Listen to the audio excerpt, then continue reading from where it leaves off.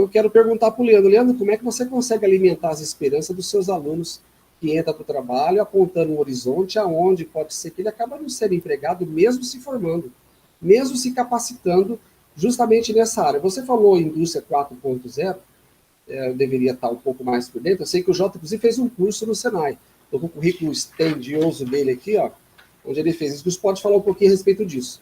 Mas explica um pouquinho o que é esse indústria 4.0 e essa questão de alimentação de esperança dos alunos que vão querer se qualificar para pegar o rabicho do foguete, né? É isso? Certo. A indústria 4.0 nada mais é do que o estudo de como se posicionar com pelo menos o conceito alemão, né? Se desenvolveram vários outros conceitos ao longo do tempo, né? Já começou-se a falar disso há 6 anos atrás, então já houve algumas vertentes, mas inicialmente é o estudo de como posicionar a nação frente a essa revolução. Porque, por exemplo, né, como que a nação deveria se posicionar? Primeiramente, anos antes, né, que a gente, infelizmente, aqui no Brasil, nós não temos digo, por agora, por exemplo, nós não temos um governo visionário, né, nem um pouco. Então, nós teríamos que ter criado, né, não está tarde para isso, ainda temos que criar medidas, um grupo de estudo político, principalmente, porque isso também é de interesse político, porque se você deixa a classe base sem emprego, para quem que você vai vender tanta bugiganga? Quem que vai consumir e girar o capitalismo? Então, assim, em primeiro lugar, todos precisam se conscientizar, infelizmente ainda não todos, que isso é interesse de todos, porque se colapsar uma classe, vai colapsar tudo, porque aí o trabalhador não vai ter dinheiro para se sustentar, e aí a gente vai ter o aumento de criminalidade, marginalização, tudo isso, então a gente vai entrar numa decadência cada vez maior. É realmente frustrante, muitas vezes, porque eu tenho um cronograma a seguir, realmente passar algo para o meu aluno que eu sei daqui 20 anos não vai existir. É realmente complicado isso. Porém, o princípio sempre será o mesmo, porque, por exemplo, quem pega, hoje nós temos os celulares, né, os smartphones como principal âncora da tecnologia. Nós temos computadores, obviamente, que executam funções mais complexas e melhores, mas a grande âncora de hoje em dia é o celular, né, o smartphone.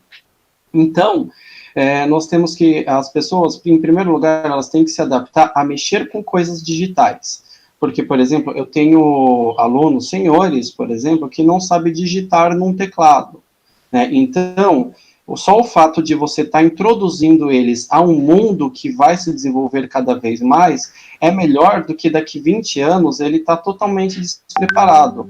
Porque, por exemplo, eu, como desenvolvedor de soluções, né, vou falar de softwares, por exemplo, quando você aprende a mexer no Windows, vamos colocar no Windows 8, quando chegar o Windows 10, o Windows 20, se você, aí vem a questão, né, da nossa rotina estar cada vez mais atarefada, então realmente fica cada vez mais difícil acompanhar essa evolução.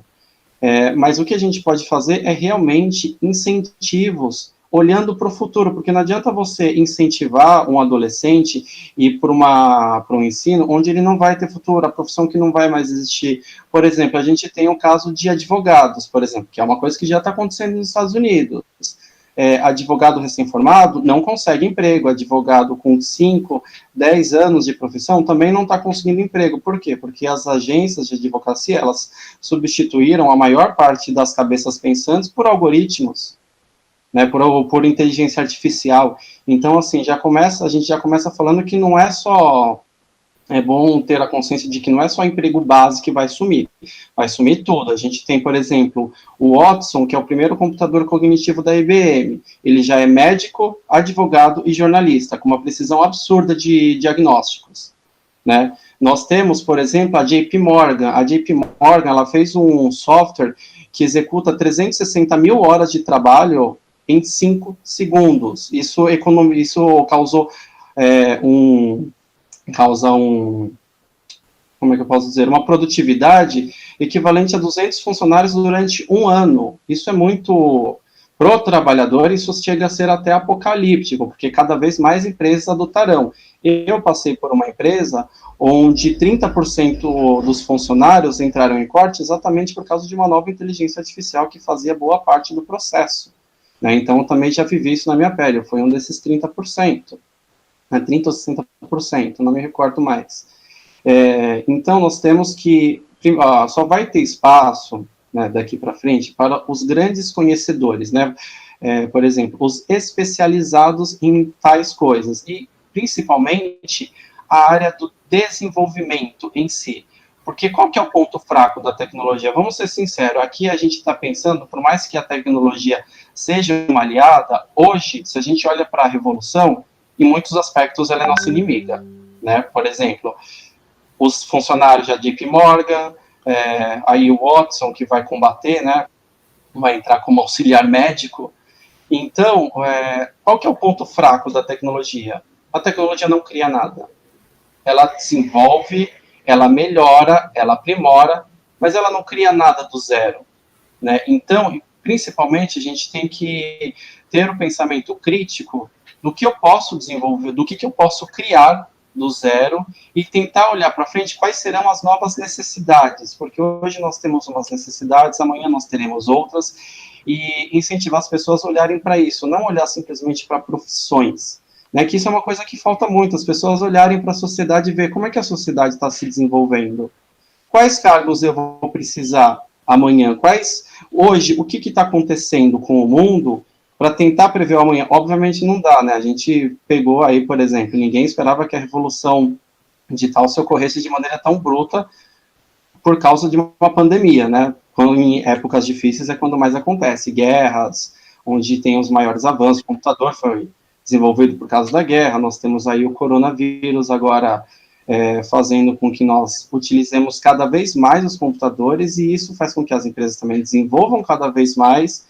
E o grande problema da coisa, eu ainda acho que é a baixa falta de incentivo, não só no desenvolvimento, mas na aquisição. Como é que você vai falar para uma pessoa mexer no computador? Como é que você vai falar para um profissional que teve a sua profissão extinta se reinventar se ele não consegue nem financiar um equipamento que ele precisa para aprender algo? Eu não estou falando só de computador, eu estou falando por exemplo, do cinegrafista conseguir financiar o seu próprio equipamento, ou então em coletivo. Eu acho bem interessante a ideia de coletivos, porque obviamente aquele cinegrafista não vai ficar 24 horas utilizando a câmera, então eu gosto bastante dessa coisa de compartilhado também. Mas desenvolver soluções também em grupos, obviamente, só que não esperar nada de cima, a gente tem que lutar, a gente tem que conseguir um representante para definir uma estratégia, porque se você pega uma pessoa, ou o nosso grupo mesmo, que tem pessoas com diversos conhecimentos, a gente não vai conseguir uma solução mágica, né, que nem se fala tanto da renda universal básica, eu acho ótimo a ideia, só que a gente também não pode enxergar ela como solução mágica, nada que a gente enxerga como solução mágica dá certo, né, então a gente tem que ter em vários âmbitos, e principalmente, já que a gente vai viver esse momento tão difícil, precisa-se, do mesmo jeito que precisa de uma comissão para lidar com o coronavírus, precisa de uma comissão para lidar com a revolução tecnológica, porque falar o que deveria ser feito é muito mais amplo, né? Talvez um computador com vários algoritmos conseguisse dizer, só que nós, com cabeças individuais e sem ter tanta noção da amplitude da coisa, vai ser difícil. E a gente não pode realmente deixar isso por conta do computador, porque senão ele vai tomar decisões lógicas e não humanas, né? Então a gente tem que se focar nessa parte.